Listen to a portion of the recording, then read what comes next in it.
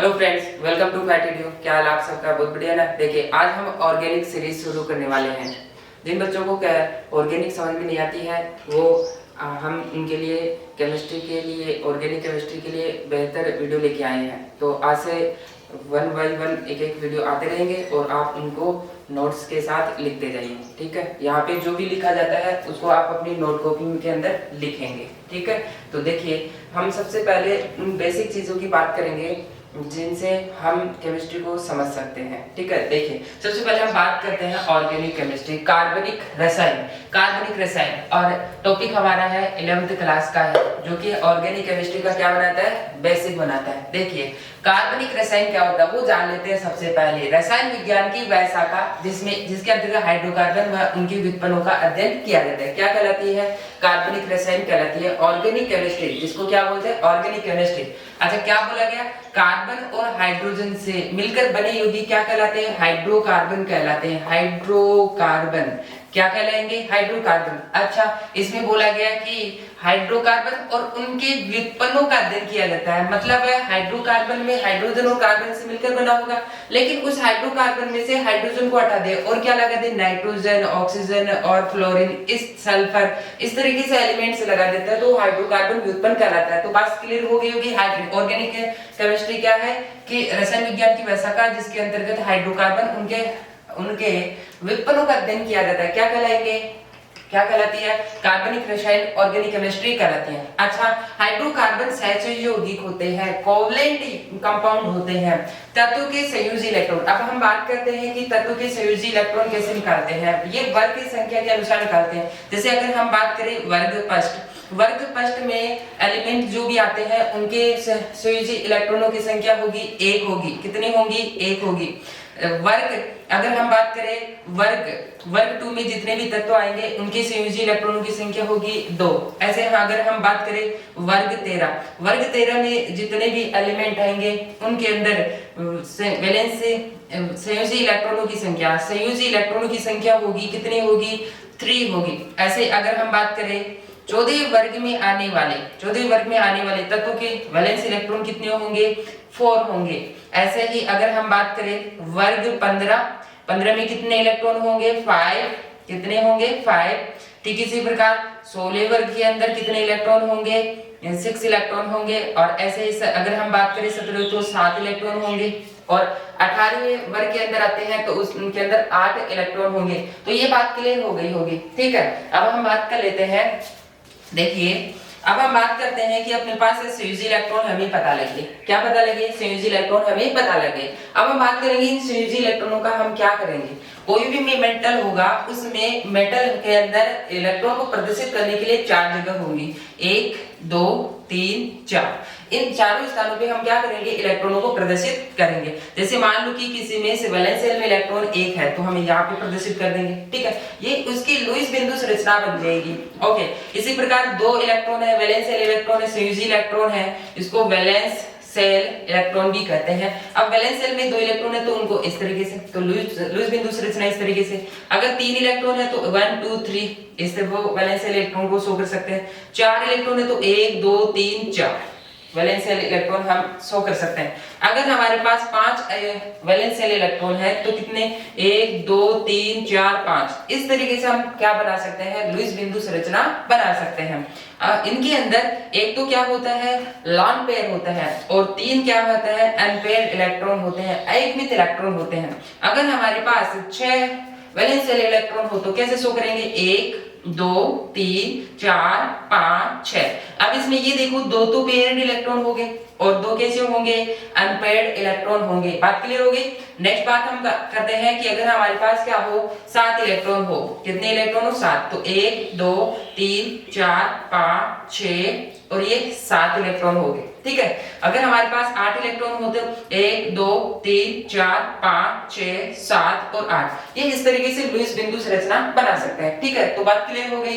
अब हम बात करते हैं कि ऑर्गेनिक केमिस्ट्री के अंदर एलिमेंट कौन कौन से आते हैं जिनको हमें पढ़ना है। देखिए, ऑर्गेनिक केमिस्ट्री के अंदर हम बात करते हैं तत्व। सबसे पहले हम बात कर लेते हैं तत्व एलिमेंट्स कौन से आएंगे। देखिए, सबसे पहले बात करते हैं carbon, hydrogen, oxygen, nitrogen, halogen. और हैलोजन में कौन कौन से एलिमेंट आते हैं? फ्लोरीन, क्लोरीन, ब्रोमीन और आयोडीन आते हैं। देखिए हमारे पास तक तो आ चुके हैं। अच्छा हम बात करते हैं valence shell electron. Valence shell electron संयोजी इलेक्ट्रॉन कितने हैं? संयोजी इलेक्ट्रॉनों की संख्या, संयोजी इलेक्ट्रॉनों की संख्या। अरे कार्बन है, कार्बन के वैलेंस शेल इलेक्ट्रॉन होते हैं 4, क्योंकि ये 14 वर्ग में आता है, ठीक है, 14 वर्ग में आता है। अच्छा हाइड्रोजन पहले वर्ग में आता है, इसलिए संयोजी कोश के इलेक्ट्रॉन कितने होंगे?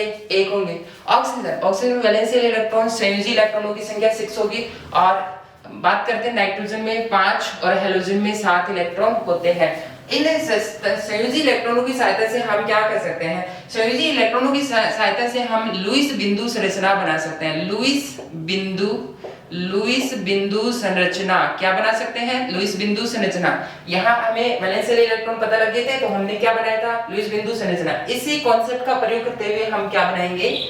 हम इन तत्वों का लुईस बिंदु संरचना बनाएंगे। अच्छा कार्बन है, कार्बन में संयोजी कोश के इलेक्ट्रॉन कितने हैं? 4। तो देखिए 1 2 3 4, ये इसकी लुईस बिंदु संरचना बन चुकी है। अब हम बात करते हैं हाइड्रोजन की। हाइड्रोजन की संयोजी कोश में इलेक्ट्रॉन कितने हैं? 1, तो इसकी लुईस बिंदु संरचना क्या हो जाएगी? 1।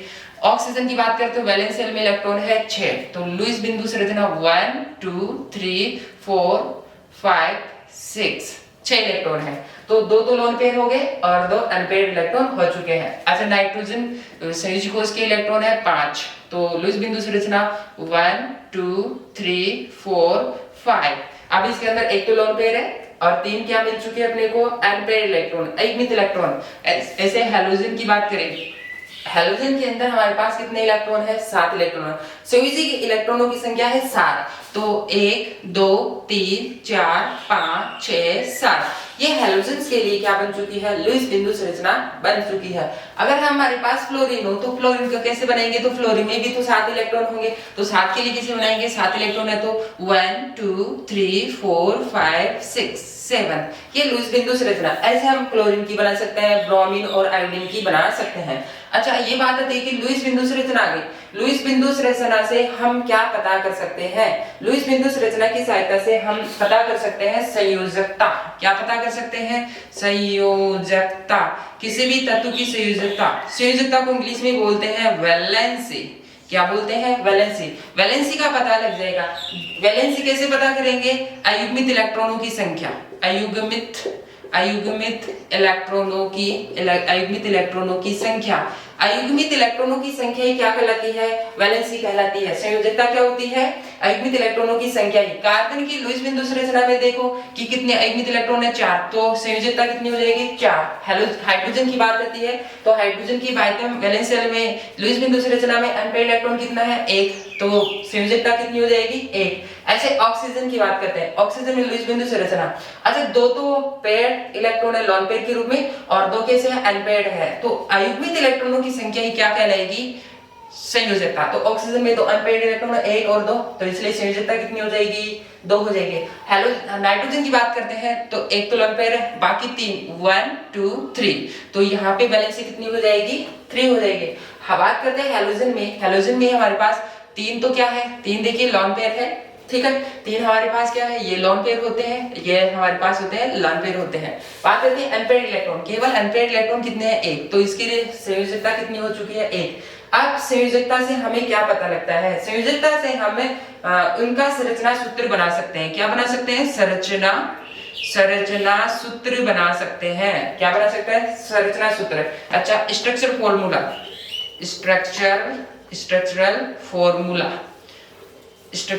फॉर्मूला। बात है देखिए, जितने अनपेयर्ड इलेक्ट्रॉन है वह उतना ही बॉन्ड बना सकता है। कार्बन में हमारे पास अनपेयर्ड इलेक्ट्रॉन कितने हैं? 4, उसकी संयोजकता कितनी है? 4, तो वो उतना ही बॉन्ड बना सकता है, ठीक ना। तो 4 1 2 3 4, तो एक बॉन्ड यहाँ से बनाएगा, दूसरी यहाँ से, तीसरी यहाँ से, चौथा यहाँ से।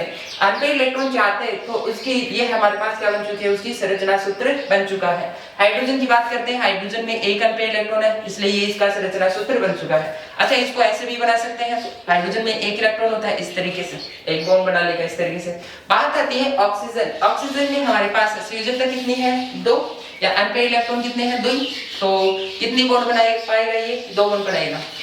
1 2 3 4 5 6, 2 तो पेयर्ड है, जिनमें पेड़ है वो तो बॉन्ड बनाने में भाग नहीं लेंगे, जो अनपेड़ है वो क्या होंगे, बॉन्ड बनाने में भाग लेंगे। तो कितने बॉन्ड बनेंगे ऑक्सीजन के, ऑक्सीजन के 2 बॉन्ड बनेंगे। तो ये संरचना सूत्र, तो ऑक्सीजन हमेशा कितना बॉन्ड बनाएगा, 2 बॉन्ड बनाएगा और 2 लोन पे पाए जाते हैं। बात क्लियर हो गई। अब हम बात करते हैं नाइट्रोजन। नाइट्रोजन है, नाइट्रोजन के पास कितने इलेक्ट्रॉन है, 5 इलेक्ट्रॉन है। तो लुईस बिंदु संरचना 1 2 3 4 और ये 5, कितने अयुग्मित इलेक्ट्रॉन है, 3। तो उतने ही क्या बनाएगा, वो बॉन्ड बना सकता है। ये नाइट्रोजन की क्या बन चुकी है, स्ट्रक्चर फॉर्मूला, संरचना सूत्र बन चुका है। बात क्लियर हो गई। इसमें हमें पता लग गया एक लोन पे और नाइट्रोजन 3 बॉन्ड बनाएगा। ठीक है, हेलोजन की बात करते हैं। हेलोजन, हेलोजन में वैलेंशियल इलेक्ट्रॉन कितने हैं, 7 है। तो 1 2 3 4 5 6 7, 7 है। 3 तो पेड इलेक्ट्रॉन है और एक क्या है, अनपेड। तो अनपेड वाला क्या करेगा, बॉन्ड बनाएगा। अनपेड वाला क्या बनाएगा, बॉन्ड बनाएगा। ठीक है, तो ये बात क्लियर हो गई होगी। तो इस तरीके से हमारे पास जो ऑर्गेनिक केमिस्ट्री है, तो ऑर्गेनिक केमिस्ट्री में यही एलिमेंट आते हैं और इनका ही हम क्या कराते हैं, बॉन्डिंग कराते हैं। तो बात क्लियर हो गई, यानी कि हम आगे स्टडी करने वाले हैं। ठीक है, अब हम बात करते हैं, आगे चलते हैं। आप वीडियो को पॉज कर लेंगे और इसको नोट कर लेंगे। ठीक है, अब देखिए, अब हम आगे चलते हैं। ऑर्गेनिक केमिस्ट्री के अंदर हमारे पास हाइड्रोकार्बन है। यहाँ पे मेनली क्या है, हाइड्रोकार्बन। हाइड्रोकार्बन क्या होते हैं, ऐसे यौगिक, ऐसे कंपाउंड्स जो हाइड्रोकार्बन और हाइड्रोजन से मिलकर बने होते हैं, क्या कहलाते हैं, हाइड्रोकार्बन कहलाते हैं। मैंने क्या बोला, ऐसे यौगिक जो हाइड्रोजन और कार्बन से मिलकर बने होते हैं, क्या कहलाते हैं, हाइड्रोकार्बन कहलाते हैं। ठीक है, तो देखिए हमारे पास जो है हाइड्रोकार्बन, हाइड्रोकार्बन क्या होते हैं, ऐसे यौगिक जो हाइड्रोजन और कार्बन से मिलकर बने होते हैं, क्या कहलाते हैं, हाइड्रोकार्बन।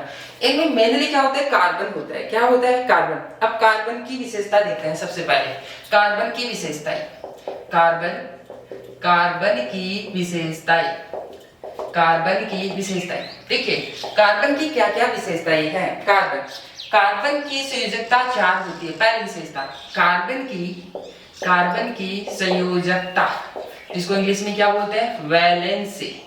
वैलेंसी, कार्बन की वैलेंसी 4 होती है। कितनी होती है, 4 होती है। कार्बन की वैलेंसी कितनी होती है, 4 होती है। और तथा यह लंबी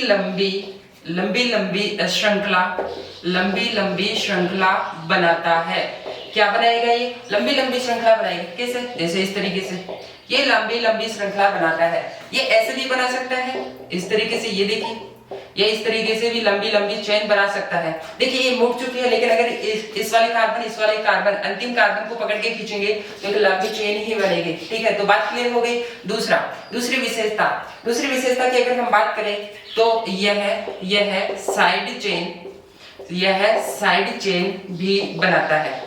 साइड चेन भी बनाता है। क्या बनाएगा, साइड चेन। यानी कि इसका मतलब है मेन चेन तो होगी, उसमें भी साइड चेन होगी। कैसे, जैसे ये हमारे पास क्या है, लंबी श्रृंखला, और इस लंबी श्रृंखला में भी क्या होंगे, साइड चेन। इस तरीके से और भी साइड चेन हो सकती है, इस तरीके से साइड चेन और इस तरीके से हो सकती है। यानी कि मेन चेन होगी, उस मेन चेन के अंदर साइड चेन भी पाई जाती है। ठीक है, तो नेक्स्ट है, यह रिंग भी बनाता है। यह रिंग भी बनाता है। ठीक है, रिंग कैसे बनाएगा, जिस तरीके से ये है, ये रिंग बनाया, ये 3 मेंबर रिंग है, ये 4 मेंबर रिंग भी बना सकता है। इस तरीके से 4 मेंबर रिंग भी बना सकता है। तो कार्बन की क्या विशेषता है, कार्बन की संयोजकता 4 होती है और वो क्या है, एक लंबी श्रृंखला बनाता है। ठीक है, ये साइड चेन भी बनाता है। साइड चेन के साथ साथ ये क्या बनाता है, रिंग भी बनाता है। क्या बनाएगा, रिंग। अब हम बात कर लेते हैं कि जो रिंग होती है 3 मेंबर 4 मेंबर आगे और भी हो सकती है। ठीक है, अब हम बात कर लेते हैं कि जो कार्बन की नेक्स्ट विशेषता है, कार्बन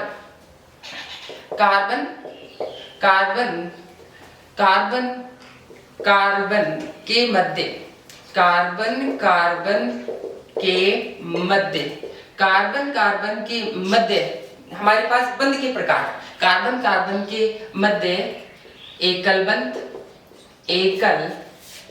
बंध, कौन सा बॉन्ड, एकल बॉन्ड, सिंगल बॉन्ड, द्विबंध व त्रिबंध हो सकते हैं। यानी कि ये एकल बॉन्ड बना सकता है, डबल बॉन्ड बना सकता है और ट्रिपल बॉन्ड बना सकता है। देखिए कार्बन के बीच में सिंगल बॉन्ड है, ये अपने पास क्या है, सिंगल बॉन्ड, कार्बन कार्बन जिसको बोलते हैं एकल बंध। क्या बोलेंगे? एकल बंध। ये क्या बनाता है? कार्बन कार्बन के मध्य द्विबंध, दो बॉन्ड भी बनाता है, इसको क्या बोलेंगे? Double bond. ये द्विबंध भी बनाता है, द्विबंध। क्या बनाएगा ये? द्विबंध। ये कार्बन कार्बन के मध्य त्रिबॉन्ड भी बनाता है, ट्रिपल बॉन्ड। क्या बनाता है ये? त्रिबंध भी बनाएगा। क्या बना सकता है? त्रिबंध भी बना सकता है। ये इस तरीके से हो सकता है, जैसे मान लो कि अपने पास ये कार्बन श्रृंखला है और इसमें हमारे पास क्या है कि सिंगल बॉन्ड है, इस तरीके से। ऐसे भी हो सकता है कि हमारे पास क्या है कि लंबी श्रृंखला है, उसमें क्या आ चुका है? डबल बॉन्ड आ गया। ऐसे भी हो सकता है कि हमारे पास क्या है, लंबी श्रृंखला है और इसमें क्या आ चुका है? Triple bond. ऐसे भी तो हो सकता है हमारे पास ये सिंगल बॉन्ड है, ठीक है, इसमें ट्रिपल बॉन्ड आ जाए।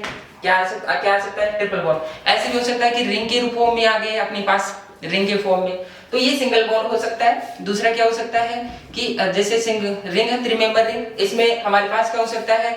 डबल बॉन्ड हो सकता है। ऐसे हमारे पास अगर बात करते हैं 6 मेंबर रिंग, तो 6 मेंबर इसमें सिंगल बॉन्ड हो सकता है, डबल बॉन्ड हो सकता है, जैसे double bond and double bond. इस तरीके से क्या होते हैं कि हमारे पास एकल बॉन्ड, द्विबंध और त्रिबंध हो सकते हैं। तो ये बात क्लियर हो गई होगी, ठीक है। तो आप इनको वीडियो को पॉज करके आप इनको नोट कर लेंगे, ठीक है। अब हम आगे चलते हैं। देखिए, अब हम बात करेंगे कि जो कार्बन के बीच में बॉन्ड बन रहे हैं, तो वो बॉन्ड सिंगल बॉन्ड है, डबल बॉन्ड है और ट्रिपल बॉन्ड है। तो इन बॉन्डों के अंदर भी क्या होते हैं कि बंध के प्रकार है। क्या होते हैं? बंध के प्रकार। अगर हमारे पास क्या है, केवल सिंगल बॉन्ड है, तो उसमें केवल एक सिग्मा बॉन्ड होगा, और अगर एक हमारे पास क्या आ जाए, डबल बॉन्ड आ जाए, तो एक सिग्मा और एक पाई बॉन्ड होता है, और एक ट्रिपल बॉन्ड आ जाए तो उसमें एक सिग्मा और 2 पाई बॉन्ड होते हैं। देखिए हम बंध में देखिए, अगर हमारे पास केवल और केवल सिंगल बॉन्ड है तो केवल क्या पाया जाएगा? सिग्मा बंध। कौन सा बॉन्ड होगा? सिग्मा बंध, ठीक है। दूसरा, अगर हमारे पास क्या है, कार्बन कार्बन के बीच में क्या है, एक डबल बॉन्ड हो, तो एक तो सिग्मा बॉन्ड होगा, वह एक क्या होगा? पाई बंध होगा। एक सिग्मा बॉन्ड होगा, दूसरा पाई बॉन्ड। और अगर कार्बन कार्बन ट्रिपल बॉन्ड है तो इसमें क्या होगा? एक तो सिग्मा बंध होगा, वह 2 पाई बॉन्ड होंगे। क्या होंगे? 2 पाई बॉन्ड। बात कर लेते हैं एग्जांपल। जैसे मान लो कि हमारे पास ये है, तो इसमें केवल क्या होंगे? एक सिग्मा बॉन्ड होगा।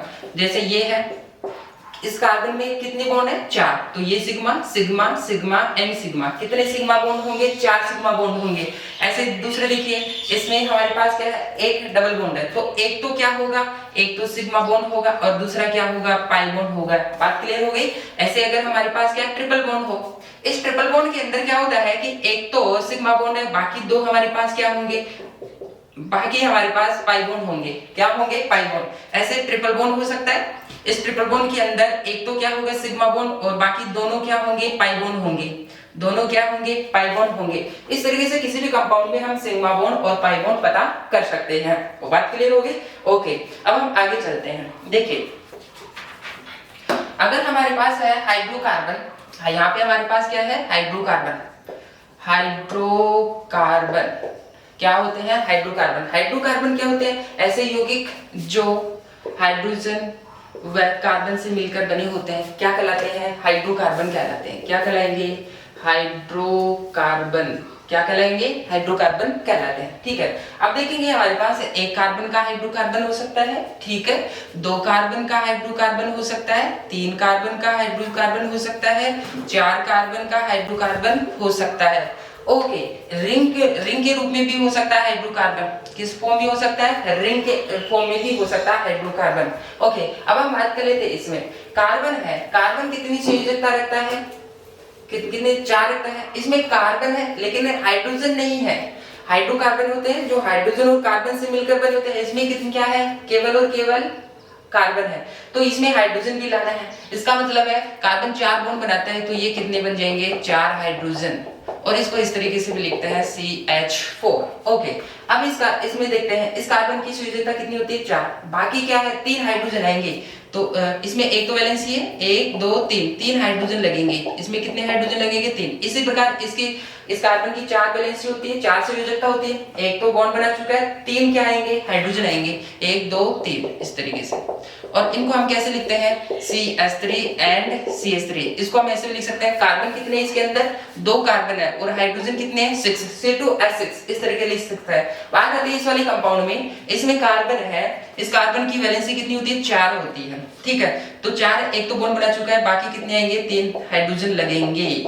इसी प्रकार इसकी 2 वैलेंसी इस वाले कार्बन की, तो कितने हाइड्रोजन लगेंगे? 2 हाइड्रोजन लगेंगे। ऐसे इसकी 4 वैलेंसी होती है, एक तो वैलेंसी बॉन्ड के द्वारा कंप्लीट है, 3 हाइड्रोजन लगेंगे, 3 हाइड्रोजन लगेंगे। अच्छा, इस कंपाउंड को कैसे लिख सकते हैं? इसको ऐसे लिख सकते हैं, CH3 CH2 एंड CH3 इस तरह लिख सकते हैं। और कैसे लिख सकते हैं? और ऐसे भी लिख सकते हैं, CH3 CH2 CH3 ऐसे भी लिखा हो सकता है, ठीक है। बात करते हैं इस वाले कंपाउंड के, इसके अंदर आप बना सकते हो, ठीक है। इसको आप बना के चेक करो। इसमें देखते हैं इस कार्बन की वैलेंसी कितनी होती है? इसकी होती है 4 वैलेंसी होती है। तो कितने बॉन्ड कम है? 2 बॉन्ड। तो कितने हाइड्रोजन लगेंगे? 2 हाइड्रोजन लगेंगे। बात क्लियर हो गई। इस कार्बन की बात करते हैं, इस कार्बन में 2 वैलेंसी कंप्लीट है, 2 कंप्लीट नहीं है, तो कितने हाइड्रोजन लगेंगे? 2 हाइड्रोजन। ठीक इसी प्रकार इसमें भी कितने लगेंगे? 2 हाइड्रोजन लगेंगे। ओके, अगर हमारे पास ऐसा आ जाए इस तरीके से, देखिए ये आ गया, ठीक है। ये कंपाउंड है, इसमें मैंने यहाँ पे लगा दिया, यहाँ डबल बॉन्ड लगा दिया और यहाँ डबल बॉन्ड लगा दिया और यहाँ पे डबल बॉन्ड लगा दिया। अच्छा, इस कार्बन में इसमें क्या हाइड्रोकार्बन, तो एक तो कार्बन आ चुका है लेकिन हाइड्रोजन की बाकी है। अब बात आती है कि कितनी वैलेंसी है? 1 2 3 वैलेंसी है, लेकिन कितना हाइड्रोजन आएगा? 1 हाइड्रोजन आएगा। ठीक इसी प्रकार इसमें कितना हाइड्रोजन आएगा? 3 बॉन्ड है, 1 वैलेंसी कम है तो 1 हाइड्रोजन। इसमें भी 1 2 3 वैलेंसी है तो हाइड्रोजन 1 आएगा। इसमें 1 2 3 वैलेंसी है तो 1 हाइड्रोजन आएगा। इसमें 1 2 3 वैलेंसी है तो 1 हाइड्रोजन लगेगा। ऐसे 1 2 3 वैलेंसी है तो 1 हाइड्रोजन लगेगा। ओके, इस तरीके से हम क्या कर सकते हैं? हाइड्रोकार्बन की संरचना बना सकते हैं, ठीक है। तो आप वीडियो को पॉज कर लेंगे और इसको नोट कर लेंगे, ठीक है। अब हम आगे चलते हैं। देखिए, हमने यहाँ पे सीखा है कि हाइड्रोकार्बन क्या होते हैं और हाइड्रोकार्बन में बॉन्ड कौन कौन से होते हैं। सिग्मा बॉन्ड होते हैं और क्या होते हैं? पाई बॉन्ड होते हैं। क्या होते हैं? सिग्मा बॉन्ड और पाई बॉन्ड, ठीक है। तो यहाँ पे हमने जो स्ट्रक्चर बनाया है उनका हम संरचना सूत्र भी बना सकते हैं। क्या बना सकते हैं? संरचना सूत्र, ठीक है। अब देखिए, हमारे पास जो हाइड्रोकार्बन होते हैं, हाइड्रोकार्बन मेनली हाइड्रोकार्बन 3 प्रकार के होते हैं, जिनमें क्या हो, मेनली हाइड्रोकार्बन कितने प्रकार के होते हैं? 3 प्रकार के। एक तो क्या, कार्बन कार्बन के बीच में सिंगल बॉन्ड। अगर कार्बन कार्बन के बीच में सिंगल बॉन्ड है तो उनको क्या बोलेंगे? एल्कीन। क्या बोलेंगे? एल्कीन। दूसरा हाइड्रोकार्बन होता है एल्कीन। दूसरा हाइड्रोकार्बन क्या होता है? एल्कीन। और तीसरा हाइड्रोकार्बन होता है एल्काइन। कौन सा हाइड्रोकार्बन होता है? एल्काइन।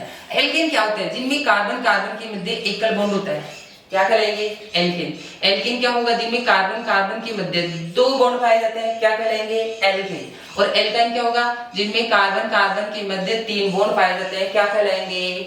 एल्काइन कहलाएंगे, ठीक है। अब हम बात करते हैं इनके सामान्य सूत्र की। सामान्य सूत्र, कॉमन फॉर्मूला। सबसे पहले बात कर लेते हैं एल्कीन का क्या होता है। एल्कीन का होता है CnH2n, ठीक है। इसका एक कॉमन फॉर्मूला बन चुका है। अब हम बात करते हैं एल्केन का। इसमें क्या कर देंगे? हम 2 ऐड कर देंगे तो क्या बनेगा? CnH2n+2। ये बन चुका है किसका? एल्केन का फॉर्मूला, एल्केन का कॉमन फॉर्मूला। और एल्काइन के कॉमन फॉर्मूला क्या बनेगा? इसमें से क्या कर देंगे? 2 घटा देंगे तो क्या बनेगा? CnH2n-2। ये किसका फॉर्मूला बन चुका है? एल्काइन का कॉमन फॉर्मूला बन चुका है। जहां n क्या है? कार्बन की संख्या। कार्बन की संख्या है, किसकी संख्या? Carbon. Number of carbon atom. Number of carbon atom carbon की संख्या है, ठीक है। अब हम बात कर लेते हैं इनकी कंपाउंड क्या क्या बन सकते हैं। जैसे मान लो n बराबर 1 हो जाए, तो n बराबर 1 है तो इस फॉर्मूले में रखें तो C1H2n और यहाँ पे Cn, n की जगह क्या रखेंगे? देखिए मैं फॉर्मूले लिख देता हूँ, CnH2n+2। ओके, यहाँ पे n की वैल्यू कितनी है? 1, तो C1H2 × 1+2 कितना बनेगा? C1H2+2 क्या बना? C1H4। ये फॉर्मूला बन चुका है एक कार्बन के लिए, ठीक है। अब हम बात कर लेते हैं इसके लिए हमारे पास क्या बनेगा, देखना n बराबर 1 है तो CnH2n CnH2n, n की वैल्यू कितनी रखनी है, 1 रखनी है, तो कितना रखें C1H2 into 1, तो क्या बना C1H2। अब ये देखिए यहाँ पे कभी भी अगर हम बात करें तो कार्बन के पास ये देखो, कार्बन के पास ये बना कार्बन और इसके 2 हाइड्रोजन जुड़े हुए हैं, तो कार्बन की वैलेंसी तो कितनी होती है, 4 होती है। लेकिन अगर हम बात करें यहाँ पे इसकी वैलेंसी कितनी बनी, 2 ही बनी। क्या एल्कीन के लिए कार्बन की संख्या 1 हो सकती है, नहीं, तो ये वाला फॉर्मूला नहीं बनेगा। ठीक है, तो बात क्लियर हो गई, तो हम इसको यहाँ से रब कर देते हैं, तो हम बोल देंगे एन का कंपाउंड नहीं बनेगा। अच्छा, एल्कीन के लिए एक कार्बन वाला कंपाउंड नहीं बना, तो क्या एल्काइन का बन सकता है, उसमें भी कार्बन कार्बन के मध्य डबल बॉन्ड होनी चाहिए, तो ये वाला कंपाउंड भी नहीं बनेगा। ओके, अब हम बात कर लेते हैं 2 वाले कार्बन की। अगर 2 कार्बन है तो एल्केन के लिए क्या बनेगा, एल्केन का फॉर्मूला क्या है, CnH2n+2। ठीक है, तो यहाँ पे रखेंगे C2H2 into 2 plus 2, क्या बनेगा C2H4+2 C2H6। ये फॉर्मूला बन चुका है, इसको क्या बोलते हैं, इसको हमारे पास C2H6 है, ये मॉलिक्यूलर फॉर्मूला आ गया 2 कार्बन के लिए। अगर हम बात करें एल्कीन के लिए, इस वाले फॉर्मूले को यूज करेंगे तो CnH2n, कितना कार्बन है, 2 कार्बन लिए हमने, यहाँ पे कितने कार्बन लिए हैं, 2 कार्बन। ठीक है, जिस तरीके से इधर हमने 1 कार्बन लेकर के सोल्व किया है, यहाँ लिखेंगे कितना, 2 C2H2 into 2, तो क्या बना C2H4। ये फॉर्मूला बन चुका है, क्या बना है, फॉर्मूला। अब हम बात करते हैं एल्काइन के लिए। एल्काइन के लिए फॉर्मूला CnH2n-2 होता है, और n की वैल्यू कितनी ले रखी है अपन, 2 ले रखे हैं, तो वैल्यू रखेंगे C2H2 into 2 minus K2 C2H4 minus K2 C2H4 H2 बचेगा यहाँ पे। ये फॉर्मूला बन चुका है, तो ये फॉर्मूला बन चुका है एल्काइन के लिए, 2 कार्बन के लिए फॉर्मूला बन चुका है। ऐसे ही हम क्या कर सकते हैं कि n बराबर 3 कार्बन ले सकते हैं, और 3 कार्बन ले सकर के एल्कीन और एल्काइन का फॉर्मूला जनरेट कर सकते हैं। ठीक है, अभी देखेंगे क्या बनेगा CnH2n+2, कितनी वैल्यू रखनी है इस फॉर्मूले में, एल्केन का फॉर्मूला बनाना है 3 कार्बन का, तो 3 रखेंगे C3H2 into 3+2 C3H6+2 C3H8। ये फॉर्मूला बन चुका है एल्केन का 3 कार्बन के लिए। हम बात करते हैं किसके लिए, एल्कीन के लिए, तो क्या बनेगा CnH2n, फॉर्मूले मान रखते हैं, n का मान कितना है, 3 है, तो 3 की वैल्यू रखते हैं, n की जगह क्या रखेंगे, 3 रखते हैं, C3H2 into 3 C3H6। ये फॉर्मूला बन चुका है 3 कार्बन के लिए एल्कीन का फॉर्मूला। अब हम बात करते हैं एल्काइन, CnH2n-2, n की वैल्यू कितनी ले रखी है, 3 ले रखे हैं, तो बनेगा C3H2 into 3 minus K C3H6 minus K2 C3H4। इस तरीके से आप फॉर्मूला जनरेट कर सकते हैं। ठीक है, तो आप वीडियो को पॉज करके आप इनको नोट कर लेंगे। ठीक है, आज की क्लास के लिए इतना ही काफी है, आज की क्लास समझ में आ गई होगी। ठीक है, आप इनको नोट कर लेना अच्छे से, और नेक्स्ट वीडियो में हम आगे ऑर्गेनिक के नए लेक्चर लेके आएंगे। ठीक है, आज की क्लास के लिए इतना ही काफी है। थैंक यू, धन्यवाद, नमस्कार।